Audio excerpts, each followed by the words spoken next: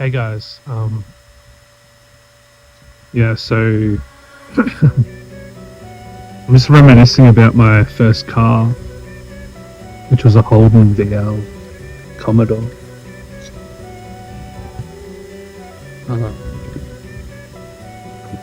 The Nissan engine in it was in mint condition. There's a few things wrong with it. I got it for $2,000 when I was about 18 years old and sold it for $150 a few years ago.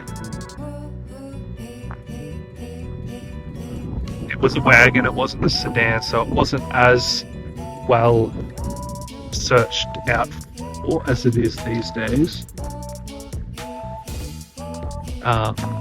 But yeah, my favorite car on earth.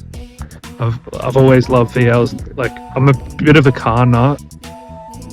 Like, I especially love the old Commodores and the VKs and the VCs. My dad had a VC, and I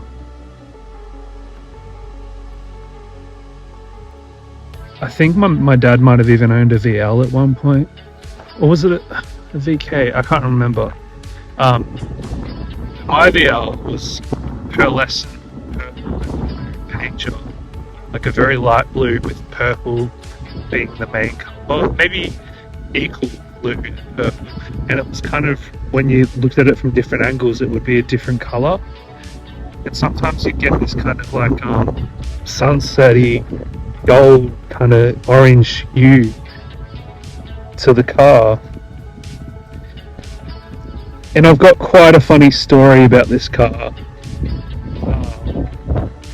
The one memory that stands out the most, and I didn't have a license at this time, and I just got back from a 7-day festival called Burning Seed Revolution 2015, and this is where I went bad. I went crazy.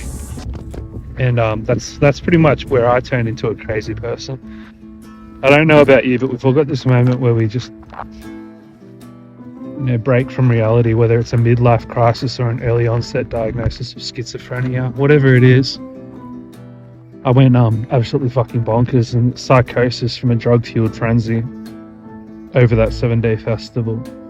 And when I got back home, about a day later, the first day I stayed at a hospital, and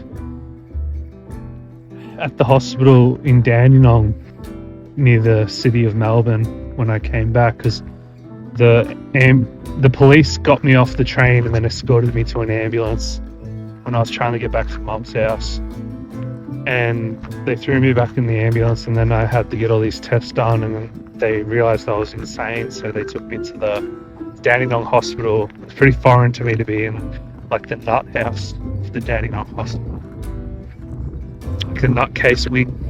And then all that happened. My dad came out and convinced them to let me go, and he'll take me to a professional if I need it, but I think he'll be fine or whatever. Turns out I wasn't fine. Got back to here, where I am now. My VL's in there, sorry. And first thing I do after I get a bit of a sleep is I just check if it's recording. Is I get in my car. And I drive into Drouin, which is close by here. It's about a 6-minute drive. And I sped all the way. I was driving on the wrong side of the road. Could have killed someone. And then when I got to Woolworths, I parked in the disabled bay and then opened all the doors. I can't remember what the specific delusion was for the reason why I left all the doors open. I unlocked the boot and pulled the boot out and then pulled the hood up. Just, I don't know if I was showing off my car or something.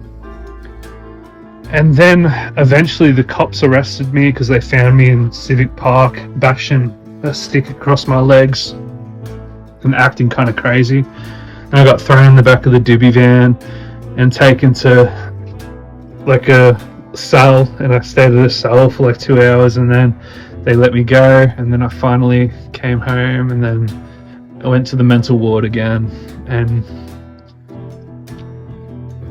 yeah, it's times like that make me miss my VL, because as crazy as they were fun.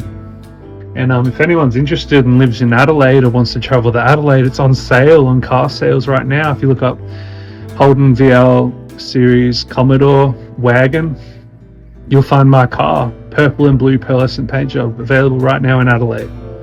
So if you want a nice car that's probably been done up by now because the guy was an enthusiast who got it, there's your ticket. I know I'll be getting a VL in 5 years or so. Yeah, I'll see you later.